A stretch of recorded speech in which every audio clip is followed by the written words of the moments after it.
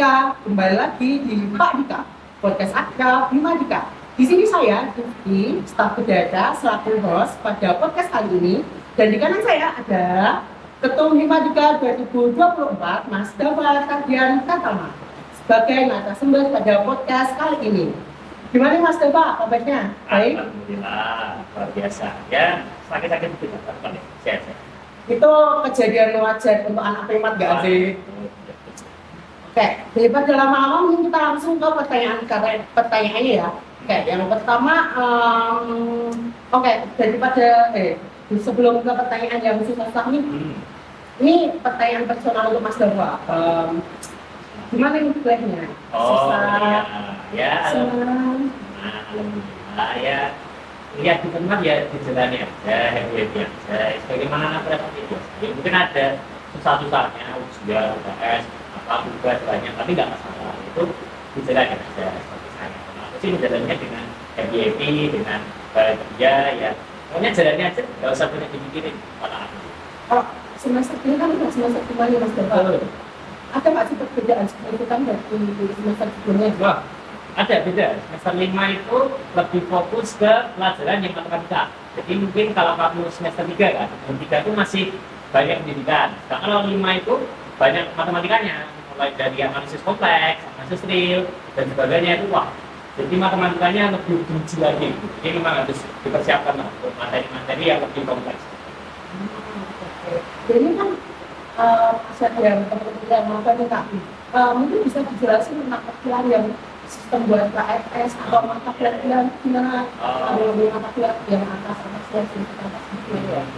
Oke, mungkin kalau mata kuliah pilihan, itu kan seperti namanya pilihan. Jadi nggak wajib dipilih sebenarnya, nggak wajib diambil karena sesuai dengan kemampuan masing-masing. Kan ada kan yang mungkin nggak mau banyak-banyak karena udah capek atau kegiatan, nah, itu bebas. Jadi kalian boleh milih setidaknya itu 2. Jadi kalian boleh nggak milih atau pilih 2 SKS dalam 1 semester. Nah terus, ya itu nanti pilih aja mata kuliah yang kalian mau. Nanti biasanya udah dibuka kelasnya, biasanya mungkin ada sekitar 3-4 mata kuliah. Nanti kalian bisa langsung ambil aja di KRS, biasanya kan mulainya tuh 3 tuh. Yang 2 nih, ya kalian milih aja mata kuliah yang sekalian disediain dan pastiin kodenya itu nggak salah. Jadi nanti memang harus banyak koordinasi dengan Kaprodi terutama dan juga koordinator angkatan atau ketua angkatan dan dosennya. Itu biasanya nanti bakal ditanya-tanyain kuotanya minta berapa, terus nanti dikasihnya berapa. Jadi kayak biar nggak ada rebutan juga gitu kan. Biasanya buat itu kan seringnya ada rebutan, misal pengennya masuk ini tapi ternyata kuotanya nggak cukup. Nah itu untuk menghindari itu lah. Jadi harus ada koordinasi ya sama ketua angkatannya biasanya itu supaya didata jumlahnya dan pas gitu. Jadi biar nggak ada miss itu tadi ya. Nah itu memang penting lah. Jadi nanti harapannya kalau angkatan maba-maba itu mau mengambil mata kuliah, nah, mata kuliah pilihan utamanya itu ya harus banyak komunikasi. Nah jangan sampai pengen ngambil tapi nggak bilang-bilang, nah, itu malah merepotkan angkatan-angkatan atasnya juga. Dan itu berarti ini ya, maksudnya itu benar personal ya, bisa pribadinya ya, mau ambil bebas. Ada banyak pilihannya, ada sekitar 20 mata kuliah, jadi bebas pilih aja. Jadi ya, teman-teman adik-adik dikasih tahu nih sama ketum kita. Kemudian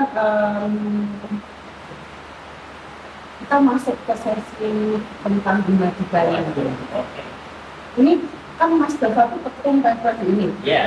Ada nggak sih hal-hal terkait di PPD ini? Atau hal-hal yang membedakan PPD ini sampai PPD sebelumnya? Karena Mas Dawa kan dulunya juga anggota PPD sebelumnya kan? Ya, kalau yang pertama jelas dari jumlah anggota. Karena anggota tahun lalu itu sedikit, cuma 40. Itu udah sama DPO. Jadi sangat mungkin bisa dikatakan memang lebih sempit lingkungannya. Jadi kalau secara pergaulan tuh lebih mudah dikenali kan karena orangnya sedikit kan. Jadi misal ketemunya sama orang itu aja gitu. Jadi memang lebih gampang kenal lah dengan artian. Walaupun aku posisinya cuma aku dulu ya kalau itu kapit, jadi aku udah bisa kenal orang gitu. Sedangkan kalau sekarang itu kan 53 belum sama DPO. Jadi kayak ya lebih banyak lah. Jadi karena lingkungan lebih luas, otomatis aku harus lebih banyak kenal tuh sama anak-anak lain. Pertama kan ketum, beda kayak aku kalau aku kan bisa kenal sama anaknya satu juga. Kalau ketum kan nggak ada yang mau kenal secara langsung. Jadi memang tantangan itu tuh aku harus tahu cara berkomunikasi gitu dengan semuanya. Jadi 40-50 orang itu kan pasti punya gaya komunikasi masing-masing. Ada yang mungkin ya suka dengan budaya tertentu atau mungkin diam atau sebagainya, itu aku harus mencari tahu gitu, gimana cara bersosialisasi dan berkomunikasi gitu. Nah itu sebuah tantangan dan menurutku berbeda dengan tahun lalu, dan itu memang ya udah berjalani sih, dan alhamdulillah memang nggak ada yang terlalu susah komunikasi. Alhamdulillah anak-anaknya baik, anak-anaknya juga cukup terbuka, dan ya bisa lah ada suatu komunikasi gitu dengan masing-masing pengurus. Hampir semua aku udah pernah ngobrol. Jadi ya alhamdulillah walaupun memang itu tantangan tapi bisa melaksanakan. Bisa dibilang Mas Tapa ini orangnya profesional ya, dengan menyesuaikan dengan anggotanya, dengan staff-staffnya begitu.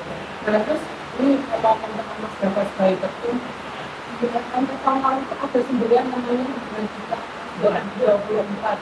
Bisa nggak dijelasin teman-teman? Dan apakah di pada periode ini Mas Tapa sudah merasa biar kita dari 2024 itu sudah ikut mengajukan Jadi yang bikin berberkaman tuh apa ya? Kurang tahu. Kayak anak-anak BHT lah, aku juga tahu.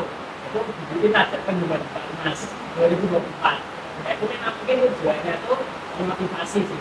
Tujuannya tuh supaya ya di 2024 tuh tujuan-tujuan yang itu tercapai semua. Kan menyumbang Mas. Ya kayak potensi kreasinya kan Indonesia Mas kan ya kita jadi berkait dengan itu memang itu ya tujuannya menjadikan kondisi Indonesia yang pertama itu pertama semua di 2024. Alhamdulillah menurutku memang sudah banyak tujuan Indonesia yang sudah tercapai, dan memang bisa diartikan ya kita sudah tercapai bersama. Tapi mungkin memang belum sempurna, nggak ada yang sempurna gitu ya. Jadi masih ada lah beberapa yang mungkin kurang, tapi menurutku memang di metode ini sudah sesuai dengan visinya itu Mas Bro. dan sesuai visi ini, baik lah kita harus dulu. Terus kalau dibuka perpustakaan, pasti kayak yang merasa kok tokohnya aku digabung-gabung ya, besar kok digabung. Mungkin bisa dijelasin sama masyarakat digabung dan kenapa digabung gitu. Padahal sebenarnya udah bisa-bisa. Jadi mungkin benar cerita jadi jadi Boleh. kilas balik ya. Itu dulu kepikiran ini tuh malam sebelum pleno kedua tahun lalu. Itu kami para PHT itu kumpul di rumah Mas Rafi katanya. Nah itu kami para PHT itu kumpul dari malam itu awalnya cuma bahas ini apa LPG biasa LPG, rotor, tapi semakin malam tuh kayak pembahasannya semakin intens ya. Terus akhirnya pas tengah malam gitu, jam 1 itu ada mulai muncul ide kan kita ada namanya magang sama SD ya. Itu kan broker yang dijalani maba, yang pertama maba, dan jenis brokernya kan kurang lebih sama ya kan. Kalau itu puncaknya apalagi puncaknya itu ada pensi, minat, kan mirip lah ya. Dan kalau misal dilihat ya itu panitia itu kayak pensi 2 kali, ke tempat jauh 2 kali. Nah itu kan kayak mungkin istilahnya panitianya juga capek, mabanya juga capek. Kenapa kita makan hal yang sama 2 kali? Dan di atas itu kita sudah berpikiran ide gimana kalau kita belajar SD sama enggak. Awalnya dari 2 ke 2 gabung kan kita cuma pensi sekali aja, kita keluar keluarnya sekali aja, jadi kan beda dia ada misian. Terus ya udah terus boleh SD makin gabung dulu. Nah terus kepikiran kan masih ada Sparta sama masih ada HUT. Nah terus jangan berpikir lagi, Sparta kan adalah kegiatan lomba. Nah, tapi kan Sparta itu kayak nggak jelas lombanya itu buat apa kan nggak tahu. Saya iya malu bangun saja nggak ada ada atau apa. Terus ya udah coba kita Sparta HUT berbeda. Di HUT itu sebelum HUT itu ada lomba dulu, terus nanti dimenangin puncaknya di HUT. Jadi memang ya kepikiran lagi SD magang gitu. Nggak sekalian Sparta sama HUT gabung. Sekarang namanya Spade, berarti udah pada kemarin. Nah itu ya itu apa hasil dari diskusinya. Jadi kayak ya kepikiran tengah malam untuk benar-benar mikir gimana benar-benar kita lebih efisien, karena memang dari tahun lalu itu salah satu bermasalahnya itu ada di plottingan. Jadi dulu itu kan mahasiswa pengurus cuma 40, tapi promnya itu banyak, ya Sparta, ada Arit, terus sendiri, dan itu ada apa namanya panitia yang dia itu lebih dari 2 proker gitu. Ada panitia yang pengurus yang dapat 3 proker langsung, bayangkan, itu capeknya luar biasa. Jadi kayak ada ketidakseimbangan lah dari pengurus. Jadi ada yang dapat 1 proker, ada yang 2 proker, ada yang 2 proker. Karena memang pembagiannya itu 3, jadi kayak ganjil lah. Ada pengurusan 40, jadi kayak nggak bisa kita bagi rata. Jadi akibatnya itu. Jadi untuk mengatasi masalah itu kita coba karena prokernya cuma 2, proker gedenya cuma 2. Kan ada jelas semua harus ikut. Tapi kan HUT sama SPAD sama SD magang kan bisa dipisah. Jadi kan bisa kita bagi 50 orang sekarang ini berdua aja. Setengah ikut HUT, SPAD, setengah ikut SD magang. Jadi kan tidak ada panitia yang sekiranya terlebih judes karena cuma dapat 1 panitia di masing-masing orangnya. Jadi lebih adil lah, lebih adil dan ya mereka punya jatah yang sama dan tetap jatah yang sama untuk bekerja dan belajar. Jadi menurutku memang lebih enak juga untuk baginya daripada jika propernya itu ada 3. Itu menurutku akan bisa. Jadi memang ini menjawab beberapa masalah dari yang ada di pemerintahan. Jadi memang itu pembahasannya cukup sengit lah ini teman-teman itu benar sampai subuh nggak tidur fokus bahas itu memang ya memang malam-malam mendapatkan berkah gitu. Jam Semakin malam bahasanya semakin indah. Iya, betul sekali. Itu masih ingat aku. Benar-benar malam gitu. Jam 1 sampai jam 3 bahas. Waduh, itu pagi sih mas, bukan Pagi ya. Pagi. Ya itu memang sangat seru lah bahasan malam. Itu memang dan alhamdulillah sekarang memang propernya ada berjalan ya dua-duanya dan tidak jalan juga.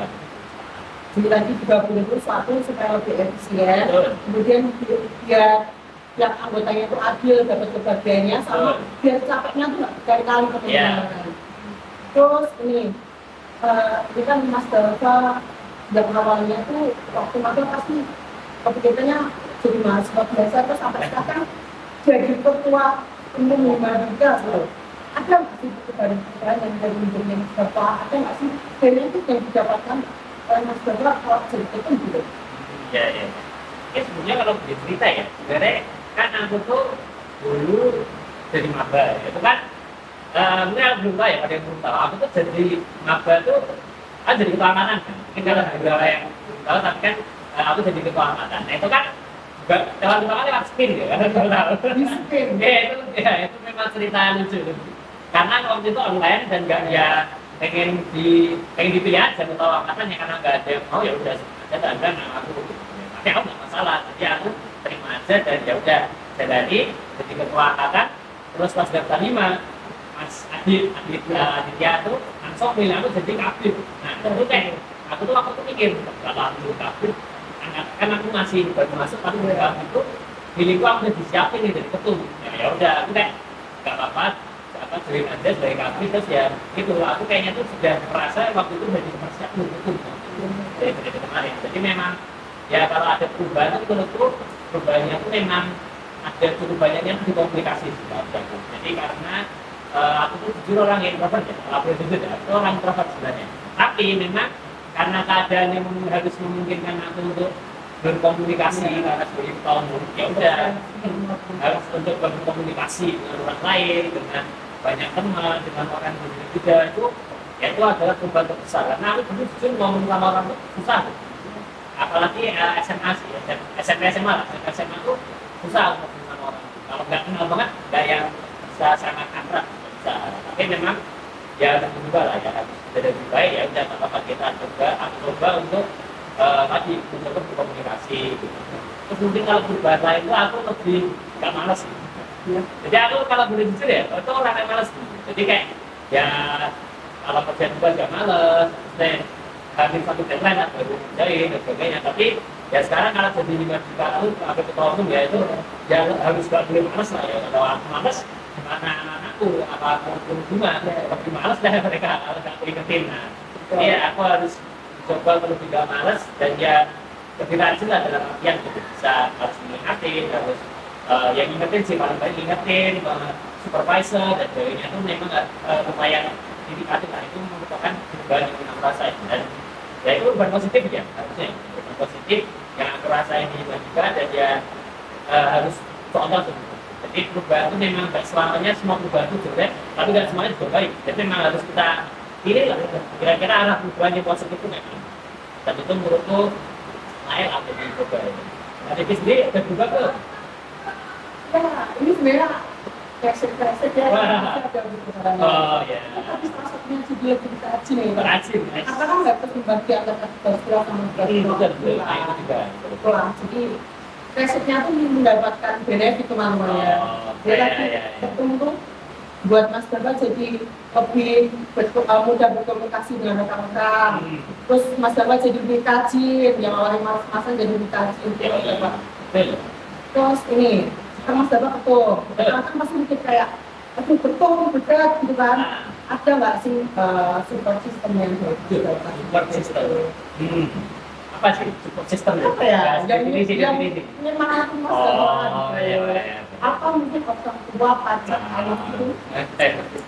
Ya ada lah, ada support system pun menurutku nggak harus orang sih. Iya. Support system itu bisa, kalau aku contoh game, Kayak game itu support system. motivasi diri.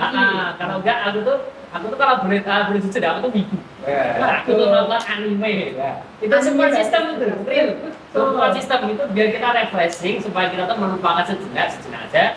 Terus kita bisa ya pokoknya kan aku udah bilang berarti ya udah kita udah tenang. Nah itu kita bisa lanjutin lagi apa yang mau dikerjain. Nah itu support system itu juga. Tapi tentu tetap ada lah support system orang-orang dekat, keluarga, teman-teman dan banyak lah itu support system. Dan menurutku memang setiap orang tuh ada harus punya lah itu orang-orang terdekat yang bisa menjadi penyemangat terus tempat keluh kesah itu menurutku harus ada. Jadi memang ya aku juga punya, tapi memang ini tetap ke orangnya juga harus ada. Jadi memang ya carilah itu teman gitu. Kalau perkuliahan enggak. Soalnya lah dulu aku jujur SMA tuh apa ya support system itu gak terlalu butuh karena memang bebannya mungkin nggak seberat sekarang ya. Nah, sekarang tuh lebih berat apalagi perkuliahan. Udah yang susah, tambah ketum. Nah itu ya harus ada lah seperti itu suatu penyemangat dalam hidup supaya kita termotivasi lagi juga. Lepas lagi, stresnya gitu Mas Bambang langsung anime. Guys, Lagi ke anime itu. Refreshing deh. oh iya. Terus gerakan kerja itu semua batu lanjut dan festival.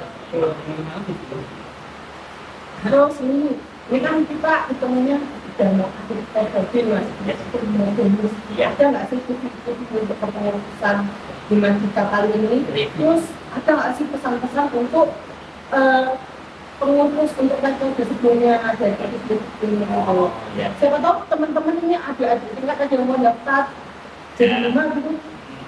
Ya mungkin kalau review dikit ya menurutku ya mungkin kita apa ya mungkin agak bandingin memang gak apa ya bandingin Iya. sama tahun lalu itu menurutku tapi gak apa bandingin bagus itu lebih apa ya kocak-kocak orangnya real angkatan 2020 angkatan jadi 2024 ini tuh orangnya tuh kocak-kocak dibandingkan sama angkatan kemarin tuh angkatan kemarin lagi periode ya periode 2023 tuh kayak mungkin orangnya juga mungkin ya ada yang ceria ada yang kocak tapi kayak kebanyakan tuh menurutku lebih ke arah apa ya ambisius. Iya. Jadi mereka tuh pekerja dan aku respect lah sama pekerja. Tapi di 2024 ini ya nggak masalah tetap ada yang ambisius tapi kebanyakan tuh membawa vibe-nya yang lebih ceria gitu. Vibe-nya tuh membawa orang lain tertawa, membawa orang lain lebih senang gitu. Dan tentu di 2024 tuh vibe-nya seperti itu yang aku dapatin ya. Itu memang bikin aku lebih ya arah kebahagiaan aja sih waktu itu. Itu aku kayak lihat-lihat ke pas proker, pas kegiatan tuh kayak kota aja gitu lihatnya ya terutama angkatanmu sih itu kota-kota gitu ya membuat menurutku memang angkatan periode ini tuh lebih membuat kita aku sih terutama aku tuh semangat gitu, daripada angkatan sebelumnya. Kalau periode sebelumnya tuh lebih ke karena semuanya serius ya aku tuh serius. Nah sekarang kalau periode ini tuh ya kita karena sama-sama ketawa sama berbagi ya udah kita lanjutin aja gitu. Walaupun memang ada kekurangan atau ada miss itu nggak masalah karena selagi kita bisa apa namanya bahagia dan kita bisa melanjutkan kegiatannya nggak masalah sekarang aja. Dan aku memang jujur untuk periode ini cukup berkesan dan juga cukup puas lah sama kinerjanya untuk periode kali ini walaupun dengan segala hal-hal baru, contoh ada program gabungan itu kan baru kan dan periode kemarin kan nggak ada kan jadi kan kalian harus kreatif tentu harus lebih kreatif daripada periode sebelumnya dan harus lebih bekerja ekstra apalagi kan karena bebannya ditambah kan otomatis walaupun prokernya kan dua jadi satu kan walaupun secara kuantitasnya itu berkurang tapi kan secara bebannya sama kan maksudnya job desk-nya kan kurang lebih sama apalagi kayak yang spade itu kan ada yang lomba ada yang ngurus puncak itu menurutku berat tapi alhamdulillah kalian masih bisa melaksanakannya dan dengan bagus lah, melaksanakannya menurutku dengan cukup bagus dan sudah sesuai sama ekspektasi. Ya, jadi tadi kita di review sama ketemu kita katanya kocak guys. Lucu kita, literally funny gitu. Untuk selanjutnya Pak, belum nih apa pesan-pesan buat orang-orang yang mungkin kayaknya mau daftar ke pengurusan selanjutnya gitu. Sama nanti di akhir kita tambahin closing statement ya Oke, Mas. siap. Nah, mungkin untuk sedikit pesan ya untuk mungkin untuk semua untuk pengurus kedepannya maupun untuk siapa yang mau daftar itu ya join aja Imadika 2025 karena aku yakin karena itu pasti dapat sesuatu lah yang berharga gitu di Imadika, entah itu pengalaman, relasi atau mungkin dia sekedar skill-skill gitu. Nah itu menurutku join aja ke Imadika 2025 terutama yang mau gitu. Terus untuk pengurus periode depan ya semangat aja, jadikan periode 2024 ini jangan sebagai bandingan tapi sebagai ya inilah perbaikan gitu. Jadi periode 2024 ini lihat aja sebagai mungkin bukan sebagai contoh tapi sebagai inspirasi gitu. Mungkin bahasa bagusnya inspirasi supaya untuk Imadika 2025 itu semakin baik gitu. Jadi ya jangan sekedar niru aja gitu dari Imadika 2024. Jadi beberapa tingkatan apa yang perlu ditingkatin. Kalau misalnya ada yang kurang hapus aja nggak apa-apa. Jadi memang ya nggak harus plek seperti itu dari angkatan 2024. Terus untuk ketum 2025 juga jangan lupa semangat gitu. Jangan sampai jadiin ketua umum itu sebagai beban, tapi jadiin ketua umum itu sebagai anugerah gitu yang kemudian diberikan orang lain. Kan ketum kan dipilih kan, bukan bukan dia yang maksudnya dia bukan dia yang sangat pengen gitu kan dia dipilih dari orang lain. Artinya tuh dipercaya oleh orang lain, tepat sekali. Jadi anggaplah kepercayaan itu sebagai suatu tugas lah, suatu tanggung jawab. Jadi seperti itulah ketum tahun depan semangat dan jangan lupa untuk tetap ya itu semangat. Mungkin itu dari closing statementnya udah. Jadi segitu dulu guys Padika pada episode kali ini. Jangan lupa nantikan Padika pada episode selanjutnya. Bye bye.